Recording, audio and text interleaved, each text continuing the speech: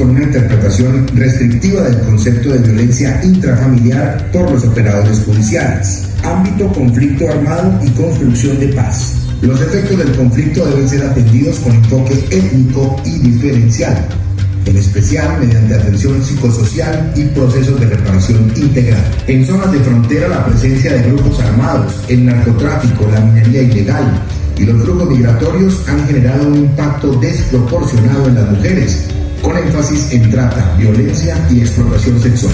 El sistema de alertas tempranas identificó entre 2017 y 2018 riesgos de violencia sexual en 28 documentos y 22 alertas tempranas. Ámbito: defensa de los derechos humanos. Desde 2014 se presenta un preocupante incremento en el riesgo para defensoras y lideresas. Las amenazas incluyen a los miembros de su grupo familiar y un alto contenido sexista.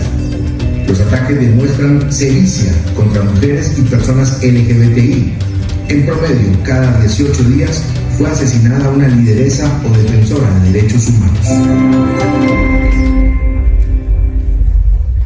Este es un resumen de los hallazgos del informe, que como se pueden dar cuenta y les mencionaba, aborda la violencia basada en género y la discriminación de manera amplia, para que empecemos a cambiar también el análisis en que no solamente la violencia se presenta en el ámbito intrafamiliar, sin desconocer que es muy grave y las cifras son muy altas, pero que la violencia contra las mujeres y la discriminación se puede presentar en diferentes espacios: en el espacio educativo, en los espacios de interacción social, públicos, privados. Por el simple hecho de asumir un rol de defensa de los derechos humanos, las mujeres están siendo amenazadas y están siendo asesinadas. ¿Por qué? Porque, como ellas mismas nos dicen, están asumiendo unos roles que nunca les habían asumido, sobre todo este tipo de mujeres, de lideresas, las que defienden la tierra, las que defienden el agua, y solo por romper con esos patrones, con esos estereotipos de género, la reacción por parte además de grupos armados está siendo muy fuerte y muy preocupante. Entonces, lo que tratamos de hacer y lo que hizo este informe defensorial fue hacer visible los riesgos contra las mujeres y personas LGBTI en los diferentes espacios. ¿Qué podemos hacer para cerrar?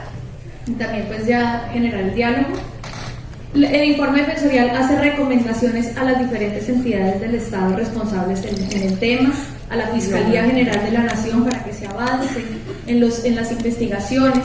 Consideramos que el alto índice de impunidad que hay en los casos de violencia basada en géneros, principalmente en casos de violencia sexual, lo que hace es, uno, generar desconfianza por parte de las mujeres que ya no quieren denunciar porque creen que es un desgaste que además las expone frente a su caso y frente a la sociedad con el tema de violencia, sobre todo en los temas de violencia sexual, pero además es un mensaje negativo hacia los agresores, porque en la medida en que no haya sanción, no se persuade, y lo que termina ocurriendo es que se repiten las vulneraciones, estos agresores siguen delinquiendo porque saben que es muy difícil que la justicia actúe de manera eficaz y eficiente.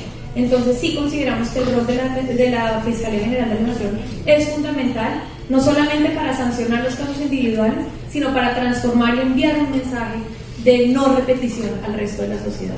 Se hacen recomendaciones al Ministerio de Educación.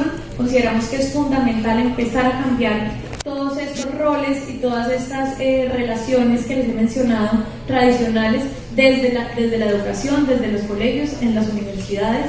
Desde la cultura se hacen recomendaciones al Ministerio de Cultura, al Ministerio de Justicia y del Derecho, a la Consejería para la Equidad de la Mujer, al Ministerio, del Ministerio de Salud. Como ustedes se dan cuenta ahí, el tema de atención psicosocial es muy delicado, no se está atendiendo psicosocialmente a las mujeres, sobre todo a quienes están siendo víctimas de violencia psicológica, y es urgente que se brinden estas medidas.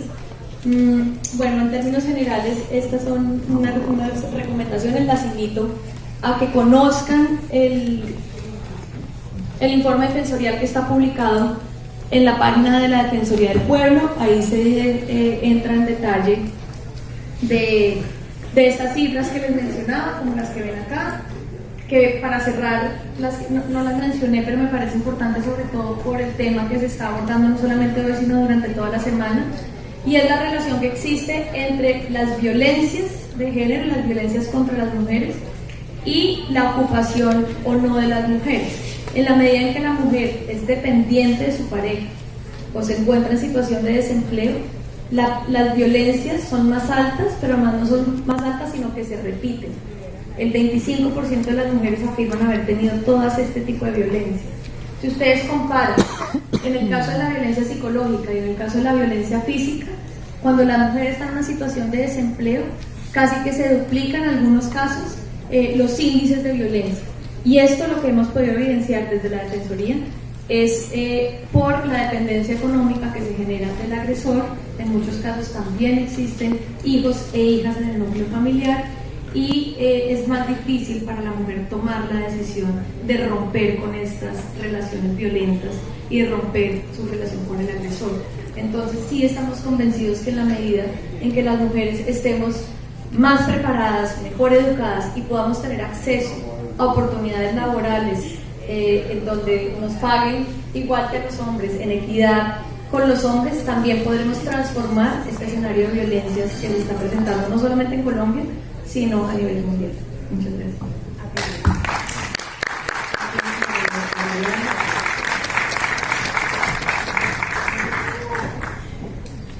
Gracias a la doctora Diana por su intervención.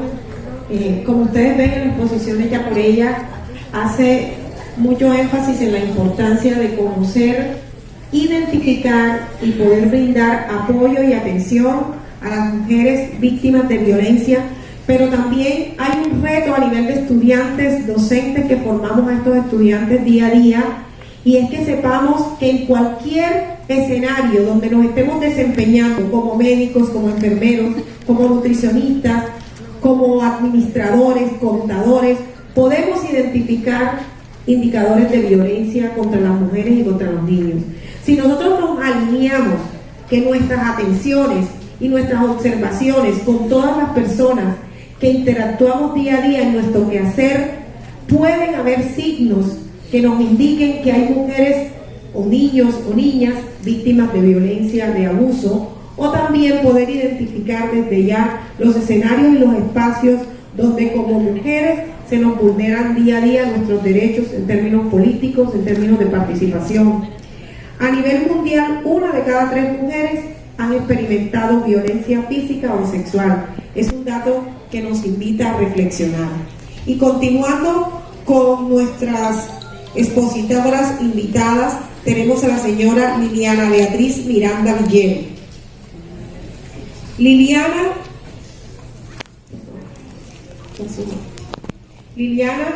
es una mujer lideresa que viene a acompañarnos desde Puerto Badel.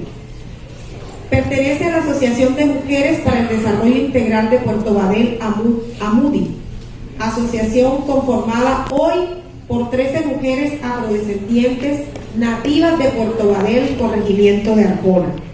Son mujeres pertenecientes al proyecto Más Pez, Más Paz, desarrollado por el Programa de Desarrollo y Paz del Canal del Dique. Son familias víctimas de fenómenos naturales, quienes en la ola invernal del 2010 perdieron todo cuando se rompió el dique. Hoy tienen empresa asociativa para cultivar peces y ellas tendrán la oportunidad de contarles cómo ha sido su trasegar y cómo una mujer de Puerto Badel, acompañada por otras mujeres, han podido sacar adelante su empresa de cultivo y comercialización de peces. Bienvenida, Liliana.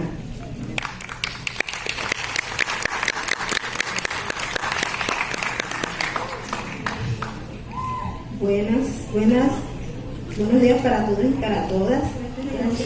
Para nosotros es muy grato, es muy emocionante de que nos tengan en cuenta por el proceso que hemos vivido, el trabajo que estamos haciendo en nuestra comunidad. Mi nombre es Lilia Miranda, soy la representante legal de la Asociación de Mujeres para el Desarrollo Integral Comunitario de Puerto Badel. Somos 15 mujeres, comenzamos 15 mujeres a trabajar en la acuicultura, somos acuicultoras.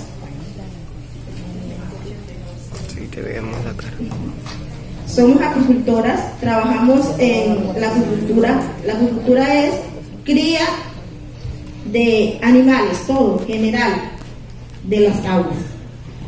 Comenzamos con un proceso en el 2011 que fue la inundación y la partida del canal del dique donde nos inundaron nuestras casas. Nos tratamos como informadas, nacimos de la iniciativa de algunas mujeres de llevar recursos a nuestra familia alterna, ya que todas somos esposas de pescadores. Y nada más nos basábamos en lo que el pescador artesanal podía traer a la casa. Fue ahí que comenzamos, nos asociamos y comenzamos a buscar cosas alternativas que hacer para ayudar a nuestros esposos, a nuestros hogares. O en caso alguna que éramos madres solteras y teníamos que dar recursos a nuestras familias.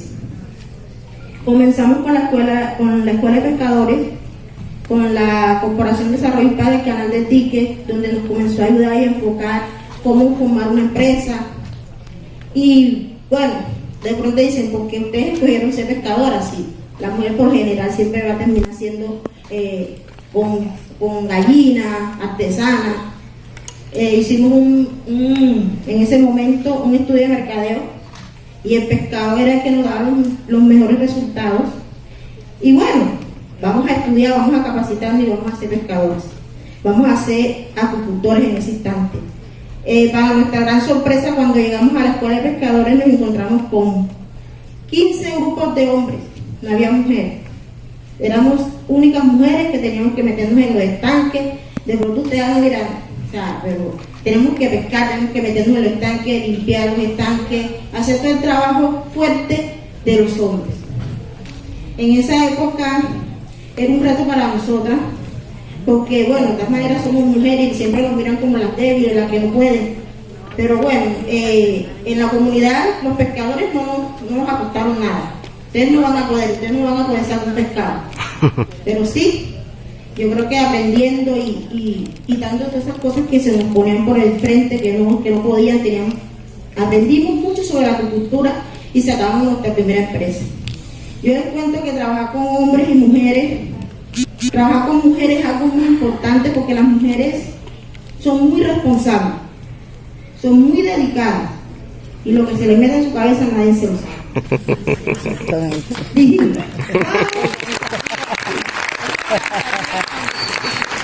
Vamos a trabajar y vamos a aprender y vamos a sacar sus pescados adelante y vamos a hacerlo.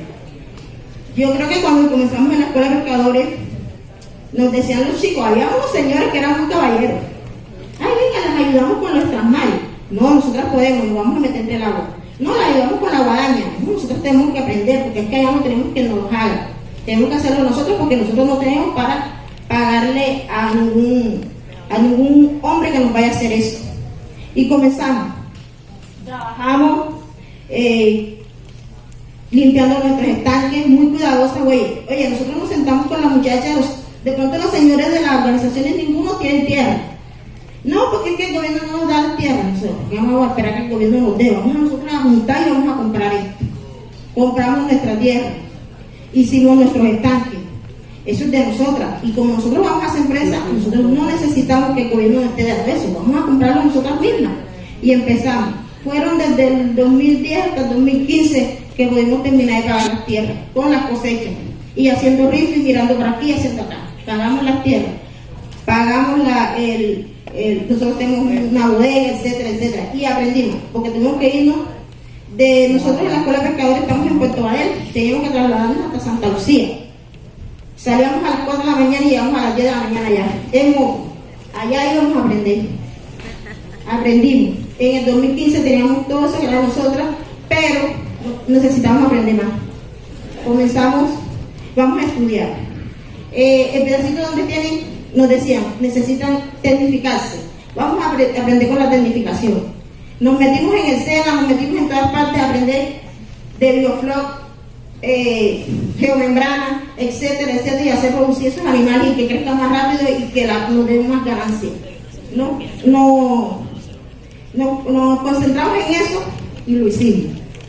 Ahora somos mujeres buenas.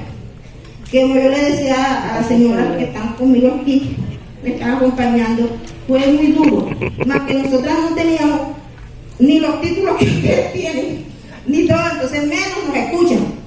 Llegamos a una parte y nos quedan mirando así. ¿Quién son ustedes? El proyecto más pequeño son para las mujeres. Lo seguro que ellas no lo van a sacar adelante. y nos tocaba ponernos en el primer lugar. Ahora conformamos la red de agricultores, de pescadores del canal del dique, donde estamos en la junta directiva. Estamos en una organización de un segundo nivel que se llama FEDECAR, donde tenemos un laboratorio de alevino para tener una buena semilla. Tenía que hablar de la agricultura y cómo es el cuento, pero bueno, ahí estamos secretarios ahí representando a las mujeres, aunque todas las organizaciones son hombres, nosotros estamos ahí diciéndoles, ¿qué queremos decirles? Que nosotros siendo mujeres, pensando y sentándonos y tratando de solucionar nuestros problemas cotidianos de la casa, logramos asociarnos y logramos conformar una empresa, y eso trasladarlo a nuestros hijos, que ellos sepan que a través del estudio de la cantidad de oportunidades que dan, podemos traer desarrollo a nuestro territorio, porque es que nosotros, el enfoque de nosotros siempre fue no salir de nuestro territorio, colocarnos en Puerto Badel, traer desarrollo a Puerto Badel, ayudar a nuestros hijos desde nuestra misma comunidad, porque es que uno llega allá y lo primero que le dicen los profesores a los hijos, tienen que irse de aquí, porque aquí no hay futuro. Los pelos se vienen, más nunca regresan, y el pueblo sigue igual.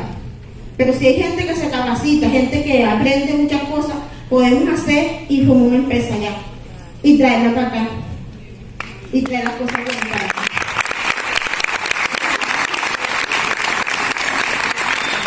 Le tocó ser resiliente frente al tema de las inundaciones del 2010. Fue una época muy difícil para todas las comunidades que vivían aledañas a lo que es el canal del dique.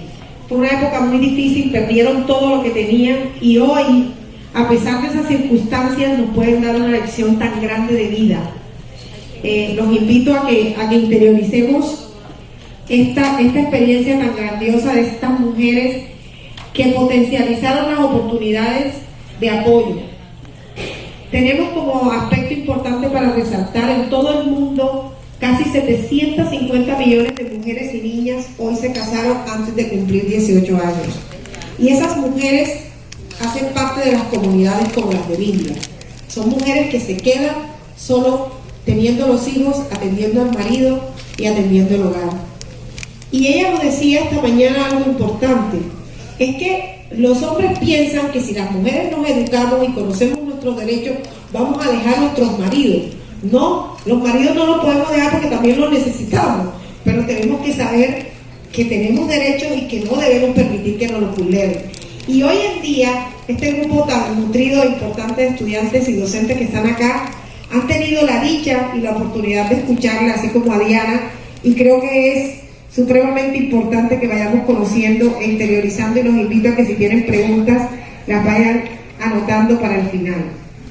A continuación voy a invitar a la doctora Rubiela Valderrama Hoyos, que es una mujer del Caribe colombiano, mestiza, feminista y activista de derechos humanos de las mujeres en Colombia, con trabajo territorial desde hace 25 años en la región del departamento de Bolívar. Bienvenida, Rubiela.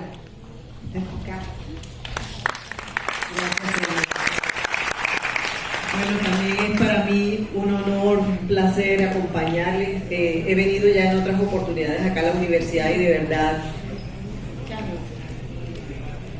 eras de lucha, pero también pues funcionarias que han venido trabajando la temática de género, que cada día cobra pues más vigor y más vitalidad en todos los espacios.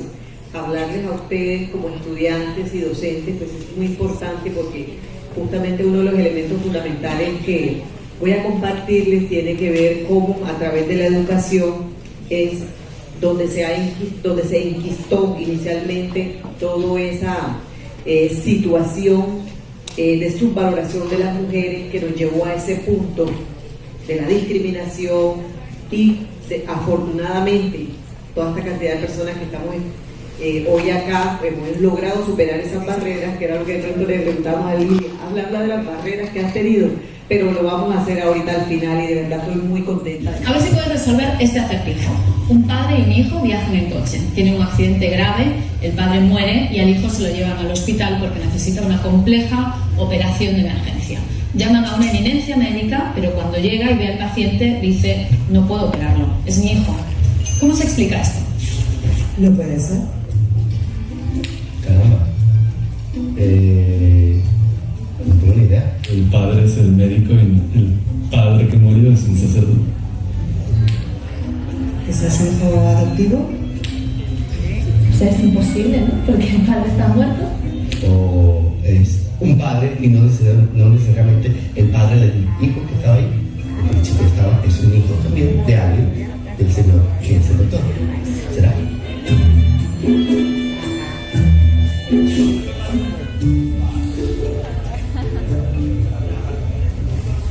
El médico es la mamá del hijo. La mamá es cirujana.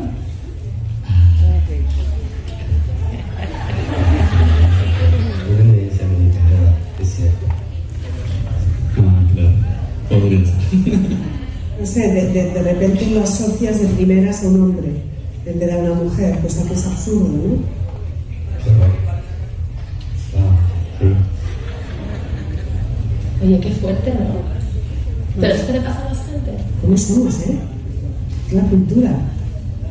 Nos lo tienen, pero bien machacado. Nos va a faltar mucho tiempo hasta que podamos cambiar esa mentalidad.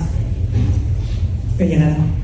Si no se te ocurrió pensar que la eminencia médica es una mujer, no eres el único ni la única. Lo que nos pasa a muchos hombres y mujeres se llama parcialidad implícita.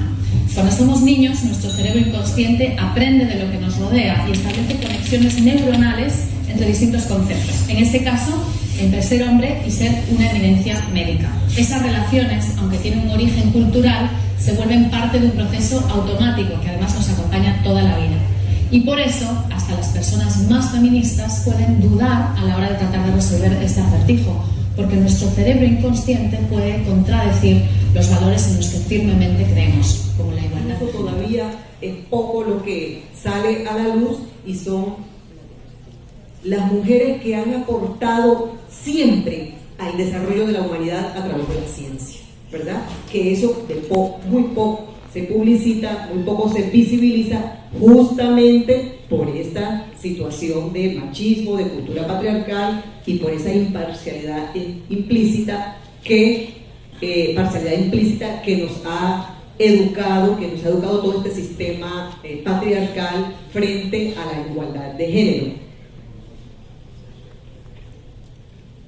¿Okay? Entonces, ya descubrimos el acertijo. Y entonces, ¿pero por qué ocurre esto? ¿Verdad? O sea, ¿por qué ocurre que siempre relacionamos esto? Ya lo han dicho las compañeras un poco acá también. Y es que todo este sistema de creencias, todo el sistema educativo, ¿sí?, corrió sobre una base falsa de la inferioridad de las mujeres.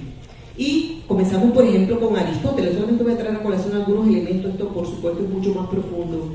Pero, por ejemplo, Aristóteles, que es uno de los padres de la universalización de la educación y de la ciencia, y que empieza a plantear todo el tema del sistema educativo, hace justamente este aporte discriminatorio, planteando desde el principio que hay una inferioridad implícita en las mujeres porque nos parecemos más a la naturaleza y los hombres han estado más en el ámbito de la cultura. Entonces, por ejemplo, uno de sus grandes conceptos fue que el alma gobierna el cuerpo, desarrollo, y luego eso empieza a correr en todo el sistema educativo y los filósofos que siguen toda esa tradición lo colocan realmente de manera muy fuerte en la educación y luego permea todo el resto de las ciencias, ¿sí? Entonces, por ejemplo, si la mujer estaba asociada a la naturaleza, y es obvio que la naturaleza no razona, ¿cierto? Entonces la mujer, por ende, tampoco va a razonar. Por lo tanto, ¿para qué se le va a dar educación a un ser que no razona, ¿cierto? Entonces, ahí estaba uno de los elementos que se coloca a nivel de la educación para prohibirle a la mujer y ubicarla en un espacio, como ya decía la compañera, específico de la humanidad, y es que ella debe estar en la casa, debe criar unos hijos y atender al marido, porque si no razona, ¿qué va a hacer en otro lugar? Sino que ese es el papel fundamental que se le da. Y eso corrió en todas las ciencias, y así corrió, y los otros filósofos, incluso mucho más la filosofía incluso moderna, ustedes se acuerdan del cogito ergo sum, ¿cierto? Exactamente, pienso, luego existo. Entonces, si la mujer no piensa, si la mujer no razona, con razón nos desaparecieron de la historia. Y en la palabra hombre nunca estuvimos incluidas, porque si no pensábamos, no razonábamos, éramos solo naturaleza, era aquello a transformar, a usar. Y sobre ese pensamiento perverso corrió la educación de la humanidad y se montaron toda la ciencia. Por eso la prohibición de las mujeres en ese proceso formativo. Y bueno, hubo filósofos mucho más perversos y mucho más misóginos, como por ejemplo Schopenhauer, que decía, y lo decía pues en todos sus discursos, que la perra, la yegua y la vaca tienen más parecido con la hembra humana que con el hombre en sí mismo, y que con este último solamente teníamos un parecido meramente morfológico, ¿verdad? Entonces, que justamente por el tema de la razón. Y a partir de allí, entonces, cuando ya se crean pues los procesos políticos, las constituciones, se empieza a trabajar todo el tema de los derechos. ¿Por qué se le van a dar derechos a las mujeres si las mujeres no razonan? Y entonces la primera Carta de Derechos del Hombre y del Ciudadano en la Francia revolucionaria de 1700 y pico, y los derechos de las mujeres no estaban, ¿verdad? Sin embargo, miles y cientos de años antes de todo eso, ya las mujeres estaban no solo razonando, filosofando y haciendo aportes importantes en la ciencia. Aquí tenemos una, súper antigua, Hipatia de Alejandría, la más grande, la primera mujer científica de la historia, ¿verdad? Egipto, 355-370, imagínense ustedes, un poco de siglos atrás, ¿verdad? Su lema: defiende tu derecho a pensar, porque pensar de manera errónea es incluso mejor que no pensar. Esto lo puede pensar y escribir una persona que no razona. Como difícil, ¿verdad? Matemática, física, astrónoma, construyó un astrolabio, un hidrómetro y un aerómetro. Vamos a ver qué es lo que es eso. Eso no lo hace cualquier persona. Hipatia, bien escondida, ni siquiera la habían publicitado, y hasta ahora estamos descubriendo todos estos aportes fundamentales que le hicieron las mujeres al desarrollo de la humanidad. Las mujeres siempre han estado allí. Ada Byron, la chica que pensaba como una computadora. Londres, 1815. Su lema: la imaginación es la facultad del descubrimiento. La imaginación. Creó el primer algoritmo que podría ser procesado por una máquina. Fue la primera programadora de ordenadores de la historia. La labor de Ada no fue reconocida, así como las de las miles y de cientos mujeres que le aportaron al desarrollo de la humanidad, hasta que finalmente una persona también matemática como ella empieza a hacer el desarrollo de la computadora eléctrica digital y crea un lenguaje en su nombre llamado Ada. Cuando aprendimos a la computación o hicimos los primeros cursos, nunca nos dijeron que Ada, ese lenguaje, era en homenaje a esta gran mujer que había aportado. Todo eso lo han ocultado. Las mujeres siempre han estado allí aportando. Marie Curie, la primera mujer científica en ganar 2 veces el premio Nobel de Ciencia. Es de Polonia, 1867. Su lema: en esta vida no hay nada a lo que tener miedo, solo hay que entender las cosas. Y eso es poniéndole el buen coco, raciocinio puro. Y bueno, también afecto, ¿no? Desarrolló la teoría de la radiación, cualquier cosa, ¿no? Premio Nobel de Física en 1903, junto con su esposo, también científico, Pierre Curie. Y en 1911, ya él había muerto, ella le dan el Premio Nobel de Química. La única mujer que se ha ganado 2 premios Nobel, uno de Física y uno de Química. ¿Cuándo nos han enseñado a estas mujeres científicas? Bastante poquito. Pero no es nada, tenemos además aquí una cosa súper extraordinaria, porque hace poco, ¿se acuerdan ustedes que por redes sociales se nos inundaron toda la celebración de la llegada de hombre a la luna? Pues resulta, mis queridos amigos y amigas, pensaría que sin las mujeres el hombre nunca hubiera ido a la luna.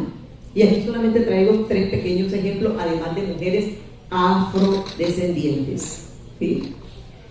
Les recomiendo la película Figuras Ocultas. Es una película súper increíble que a partir de toda esa búsqueda, de toda esa visibilización, es que empezamos a reconocer a estas mujeres grandes que le aportaron a todo el desarrollo de la humanidad. La increíble historia de la ingeniera negra que fue clave para la NASA pudiera mandar al hombre a la luna. Katherine Johnson fue una de las miles de computadoras humanas que trabajan para el desarrollo de la NASA, para poder colocar en órbita a estos señores. Mary Johnson trabajó, esa es la otra, ¿sí? También trabajó ella en la empresa que montaba toda esta parte y dedicó toda su vida como ingeniera aeronáutica a la NASA.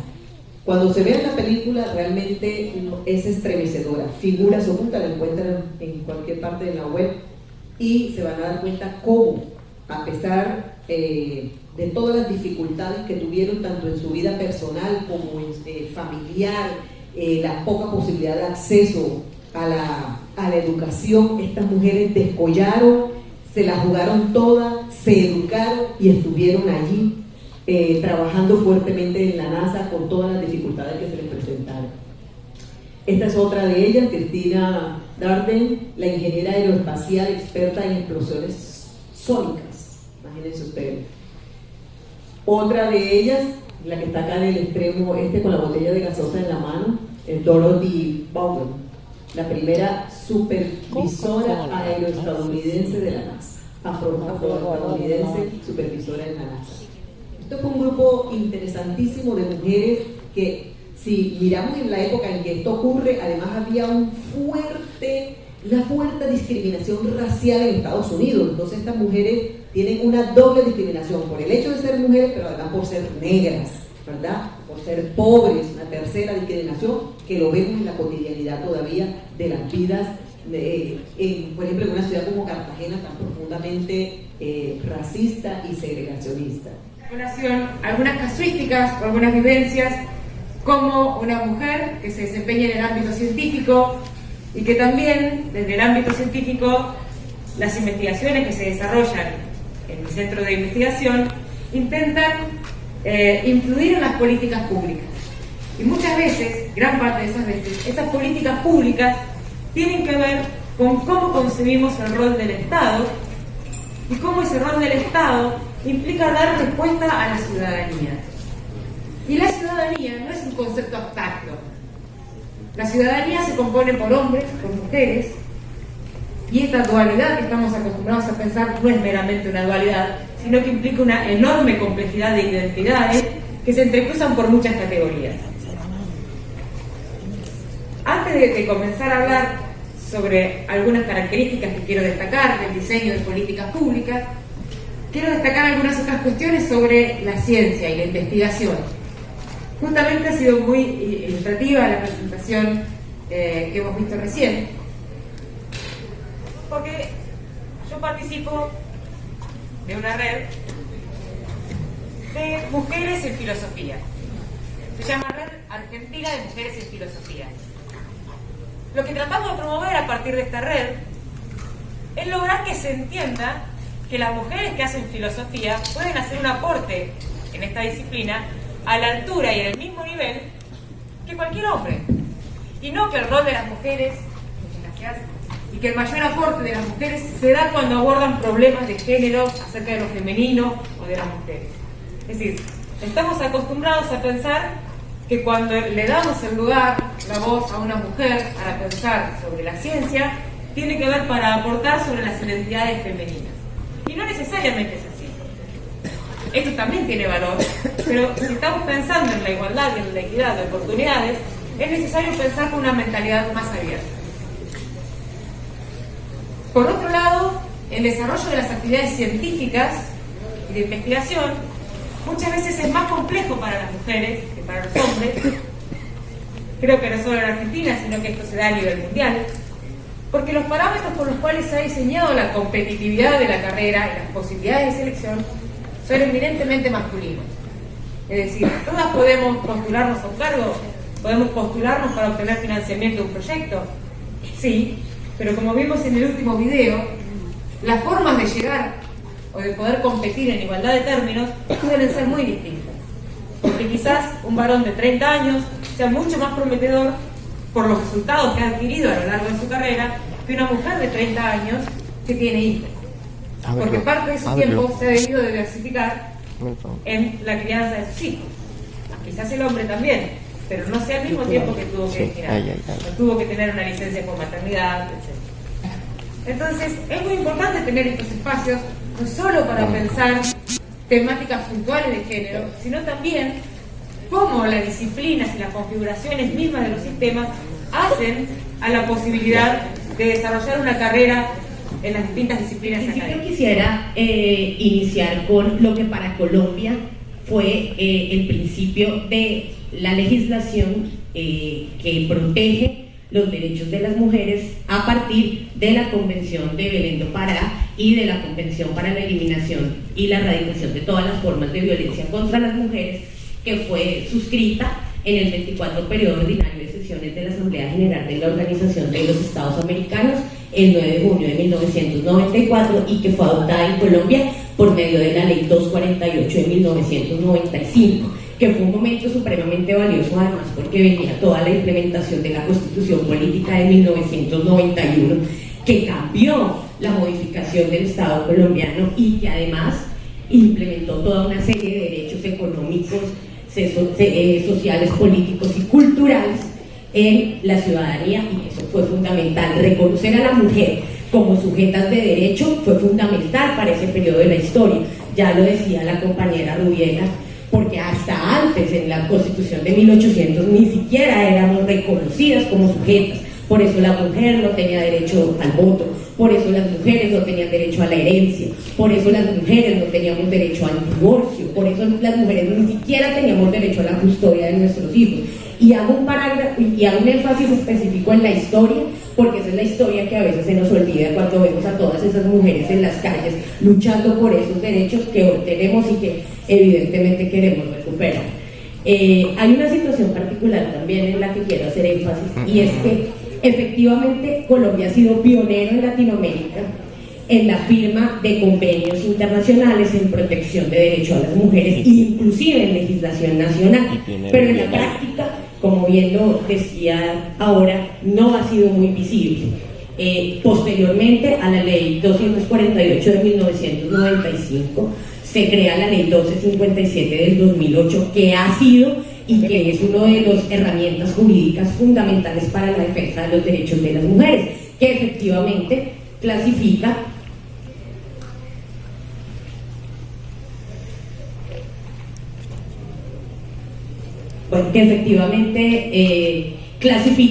de manera puntual todos los delitos que se enmarcan en la violencia contra las mujeres, delitos como la violencia intrafamiliar, delitos de violencia patrimonial, delitos de violencia psicológica, delitos en el ámbito laboral, pero como lo decía anteriormente, este tipo de conversatorios y de discusiones académicas tienen que servir para sentarnos a reevaluar cómo ha sido la aplicación y el ejercicio de esta política. Porque efectivamente, como lo decía ahora, Colombia se ha destacado por ser pionero en la firma de convenios y en un avance legislativo muy importante, pero en materia de aplicación se ha quedado corta y tiene que ver con una situación puntual, y es con una estructura ideológica basada en el patriarcado, y es decir, con una estructura ideológica efectivamente de dominación que existe aún. Entonces, hay un paralelo entre que efectivamente las instituciones públicas, las instituciones privadas den paso para que las mujeres puedan acceder a los cargos, para que las secretarías del gobierno se llenen de secretarías de género, pero que efectivamente en la práctica de la cotidianidad del ejercicio de la vida de las mujeres no se evidencia. Hablando un poco del tema en un recorrido histórico de los convenios internacionales firmados en Colombia desde diferentes ámbitos, en el caso, por ejemplo, de la violencia intrafamiliar, que ya la doctora Diana realizó una amplia concepción sobre el tema, efectivamente lo que se puede evidenciar es que las estadísticas han aumentado. Es decir, yo llamo y hago énfasis en esto, en que como, por un lado, hay una legislación que se amplía, pero por otro lado, el ejercicio de la cotidianidad de las mujeres sigue siendo la naturalización de las violencias, sigue siendo que las entidades públicas son absolutamente ineficientes en cuanto a las denuncias que ejercen las víctimas, porque lo que se hace es una revictimización.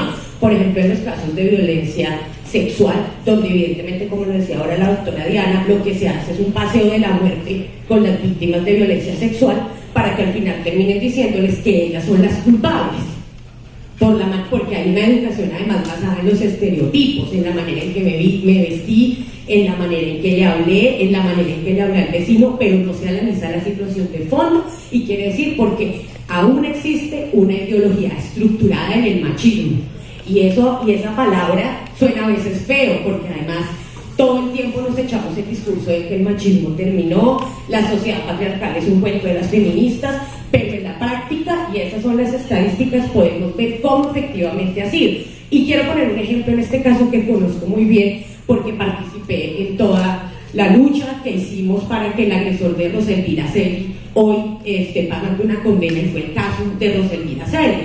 Ustedes creo que todos lo conocen. Ese, por ejemplo, es un caso de la ineficiencia completa del Estado colombiano ante una situación de violencia sexual. Roselvira pudo denunciar. Roselvira alcanzó en los últimos momentos a decir quién fue su agresor.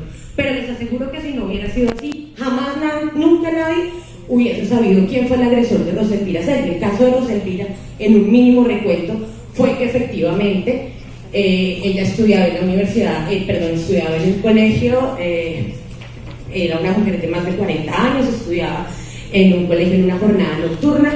Un día salió de su colegio, un compañero del colegio le dijo: te voy a acompañar, te voy a llevar hasta tu casa en su moto. La llevó al Parque Nacional, la violó sexualmente de todas las maneras posibles, la empaló, demás.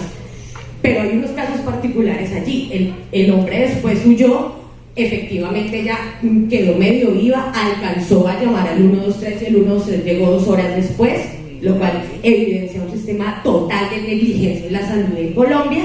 Llega ella al centro médico donde la atendieron, porque además el diagnóstico es que Roselvira muere, además de todo lo que le produjo una infección, pero además si hubiese recibido atención prioritaria, de pronto se hubiera salvado. En el último momento, ella le cuenta a la hermana de Roselvira quién fue su agresor, y la hermana de Roselvira emprende una lucha en Colombia para que efectivamente ese agresor pues fuera condenado por los delitos de feminicidio, homicidio y violencia sexual. Pero eso no fue tan fácil. Gracias a la lucha de muchas organizaciones de mujeres, el agresor de Roselvira está preso, pero por ejemplo la defensa jurídica del distrito de Bogotá era que Roselvira tenía la culpa, en cabeza del secretario de gobierno en su momento, que Roselvira tenía la culpa porque Roselvira se había subido en la moto de una persona que no conocía. Yo le pregunto a los estudiantes, a las estudiantes y a mis queridas compañeras en el panel: si a usted si a mí mi compañero de trabajo me dice que me lleva en su carro porque está cerca de mi casa, yo me subo. Claro, yo lo conozco. ¿Cierto? Sí, y eso no hace que efectivamente tenga derecho a vulnerarme, porque entonces ellos tienen derecho a vulnerarnos cuando nos decidimos tomarnos una cerveza con nuestras amigas en un bar porque estamos solo nosotras.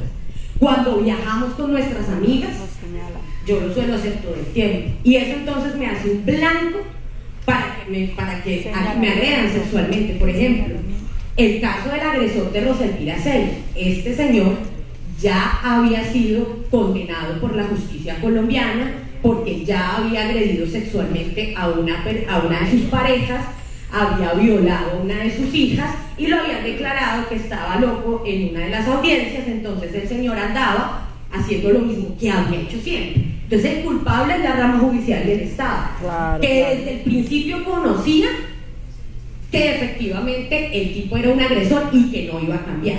Y aún así, cuando se dio, porque de hecho el proceso está vigente, se dio todo el proceso de juicio en el caso de la condena al agresor de Roselvira, se seguía justificando en que evidentemente ella había conducido a unos patrones en los que era vulnerable sexualmente. situación muy grave y que solamente lo pongo como ejemplo para demostrar cómo efectivamente en Colombia lo que hay es un ejercicio ideológico de reconocimiento de las violencias, tanto de pareja como sexuales, como en el ámbito laboral, y así continuemos en el ejercicio de políticas públicas y de leyes que evidentemente son importantes y que favorecen una cantidad los derechos de las mujeres. Si no cambiamos la estructura ideológica en la cual estamos viendo a las mujeres como sujeta de derechos en la sociedad, pues no estamos haciendo mucho, y eso lo quería demostrar con un caso concreto, que era el caso de Rosalía. En el caso de la violencia en el ámbito laboral también me antecedieron las compañeras, pues es evidente que en Colombia existe una brecha laboral de salarios en un 23% y que el salario promedio de una mujer equivale al 77% del salario de un hombre. Es decir, hasta el momento la diferencia es muy amplia, aún cuando ejercemos las mismas funciones en los mismos ámbitos, situación que es inexplicable y que evidentemente la Organización Internacional del Trabajo ha revelado graves estudios sobre ello. En esta situación me quiero referir a dos casos puntuales que conozco en primera medida, porque en mi ejercicio jurídico como abogada soy la apoderada de estos procesos, y para referirles a nuestra concepción, el caso más emblemático que existe en Colombia en materia de violencia de género es el caso de las madres comunitarias. Creo que ustedes lo conocen. Las madres comunitarias son las señoras que tienen sus hogares, que son al servicio del Instituto Colombiano de Bienestar Familiar, que cuidan niños en sus domicilios. El caso de las madres comunitarias es que son mujeres de sectores vulnerables que iniciaron cuidando niños en sus hogares desde el año 1983 y que hasta el año 2014 nunca se les pagó, o espontáneamente se les pagaba una cosa llamada beca, que era cada 2 o 3 meses. En Colombia existe un alto porcentaje entre ellos me incluyo, de hombres y mujeres que hemos sido cuidados por hogares de bienestar, y el papel que estas mujeres han cumplido en la sociedad ha sido fundamental, porque además es todo el papel de cuidadoras. O sea, ellas cumplían la labor de prestar su domicilio, cuidar los niños y niñas de hombres y mujeres que tenían que salir al mundo laboral, puntualmente en una época entre 1983 y 1985, cuando las mujeres tuvimos que salir, y en su momento ellas tuvieron que salir a trabajar en las fábricas, a trabajar en las empresas, y no tenían quien cuidar a sus hijos, pues fueron ellas las que asumieron ese rol del cuidado. Y algo que reivindicó nuevamente la doctora Diana, y es que no se reconoce la economía del cuidado. Hace poco hablaba con Lidia sobre el tema y decíamos, cuando una mujer se dedica a la casa, cuando una mujer se dedica a las labores del cuidado y le preguntan, ¿usted qué hace? Nada. ¿Y qué hace su mamá? Nada. ¿Y qué hace su papá? Trabaja. Es la lógica del machismo, y es la lógica de no comprender que ese trabajo del cuidado también contribuye al Producto Interno Bruto y también contribuye, y es un aspecto fundamental en la economía, pero que efectivamente se desconoce. En el caso de ellos, y repito que es uno de los casos más emblemáticos, o yo diría que el más emblemático de violencia de género que existe en Colombia, porque fueron mujeres de sectores vulnerables que obligaron a trabajar en condición de voluntarias, es decir, la naturalización de las mujeres de comprender que ese es el único rol que tenemos, está tan interiorizado y tan naturalizado que termina en un ejercicio tan violento del Estado contra eso. Mi tesis de grado fue efectivamente esa, la violencia de género en el marco de los convenios internacionales, porque en este caso demostraron cómo los habían violado todos, porque además de no reconocerlas como sujetas de derechos y darles una protección especial, que es lo que terminaría ordenando la Corte Interamericana de Derechos Humanos, lo que hicieron fue aprovecharse que eran mujeres pobres en sectores vulnerables para no pagarles ni un peso, oprimirlas de las prestaciones sociales durante más de 30 años.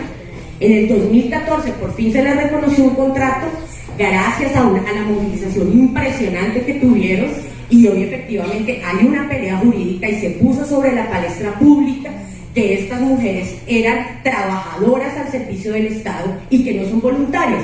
Pero aquí viene nuevamente el origen de la ponencia, y es el contraste entre lo que está en la ley y lo que realmente pasa. En la última sentencia emitida por la Corte Constitucional, el magistrado Fernando Reyes, en su ponencia dice que las madres comunitarias son voluntarias.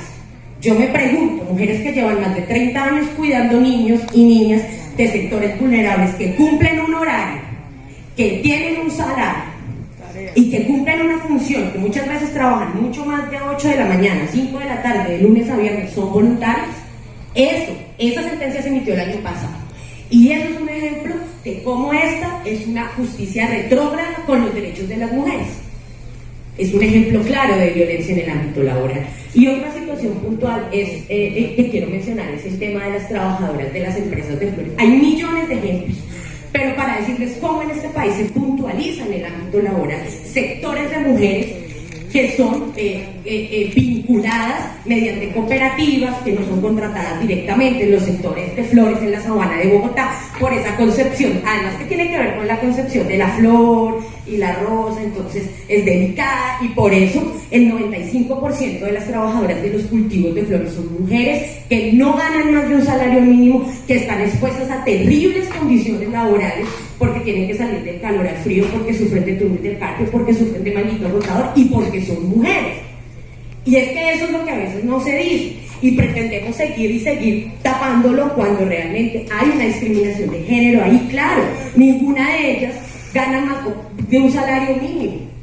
Sus periodos en los momentos de San Valentín o Navidad se incrementan y uno no se imagina en cuánta medida estas mujeres sufren de condiciones laborales extremas, donde ni siquiera se les reconoce las prestaciones sociales que se deben reconocer. Y eso es una situación que debe entrar también en las agendas del Estado. Por último, quiero hacer énfasis en el tema de mujeres y participación política. Yo creo que la doctora ya mencionó varios tips sobre cómo estamos en ese aspecto, y yo termino diciendo que efectivamente a nosotras en esta sociedad, y mucho más a nosotras que a los hombres, se nos ha inculcado que la política no es asunto nuestro, como el político otra vez, pero resulta que ellos, los que deciden en el Congreso, los que deciden en las asambleas, los que deciden en el Consejo, de eso depende el bus que tomamos todos los días, la comida que nos comemos, la calle que pasamos, el arriendo que pagamos, y son los órganos de poder decisivos en la vida de los ciudadanos y las ciudadanas. Preocupante en este caso, donde lo que evidencia el último estudio de este año es que, por ejemplo, en los 32 departamentos que existen en el país, en 18 no se presentaron candidatas a la gobernación, mujeres no se presentaron sus candidaturas a la gobernación, y lo que se redujo fundamentalmente fue el número de participación de las mujeres en los organismos de participación política. Pero entonces ahí entra otro debate importante que quiero mencionar, y es que las mujeres seguimos haciendo el trabajo de hormiga en las comunidades. Las mujeres generalmente somos las que estamos en las comunidades viendo el hospital, el parque del barrio, el colegio, y somos finalmente los que organizamos todos esos sectores, pero no llegamos al poder. Es decir, lo que decían ahora, el 20% solamente existe en este momento en el Congreso de la República el 20% de mujeres, en el Consejo es igual. Entonces lo que eso nos evidencia y nos hace un llamado puntual también es a cómo está estructurado el poder público para las mujeres. En la Corte Constitucional solo hay una mujer. Eso nos tiene que llevar a una reflexión de cómo está estructurado y cómo lo venía diciendo la ideología machista, en cuanto a que todavía, y yo creo que esas son cosas que hay que decir con nombre propio, se nos ve de manera inferior tanto en cargos públicos como en posicionamiento en entidades públicas y privadas. Y eso es muy importante, repito, en términos de participación política. Y de acuerdo a la invitación de la universidad, porque la Agenda Global de Desarrollo Sostenible no se va a cumplir nada, por lo menos en Colombia, y no es porque estemos ante un panorama pesimista, que a veces me dicen a mí, es porque tenemos que hacernos un llamado a los problemas estructurales de la sociedad, y este es un problema estructural. La violencia de género, desde diferentes aspectos, continúa siendo un problema estructural, y el problema, como lo dije desde el principio, es que nos hacen creer que el machismo ya terminó. Cuando a uno le dicen, ¿usted es machista? Machista era como mi abuelito por allá. Yo no soy machista, pero cuando empezamos a ver el ejercicio de la vida, claro que sí, la violencia simbólica, la violencia que se ejerce desde los aspectos que ya las compañeras han anunciado son aspectos que han sido fundamentales para el ejercicio de todo ese tipo de violencias. Y si no combatimos esto de manera estructural, con políticas públicas, con leyes, pero también con un cambio en la identidad cultural en todas y todas, porque nosotras desde el feminismo no queremos acabar con los hombres. Los hombres deben construir con nosotros estos nuevos procesos de deconstrucción, donde comprendamos que ese chip que decía la compañera Rubiela, que nos han inculcado desde el nacimiento, no está bien, que se generan sociedades mucho más sanas, donde los hombres y las mujeres nos reconozcamos en nuestras diversidades, indígenas, afros, LGTB, donde podamos enriquecernos con nuestras diversidades y no estereotipar y no dominar y aprovechar una condición de dominación estructural, que es lo que nos ha sucedido. Ese es el llamado, más que otra cosa, y creemos que de esa manera se va a atacar la violencia contra las mujeres. Muchas gracias.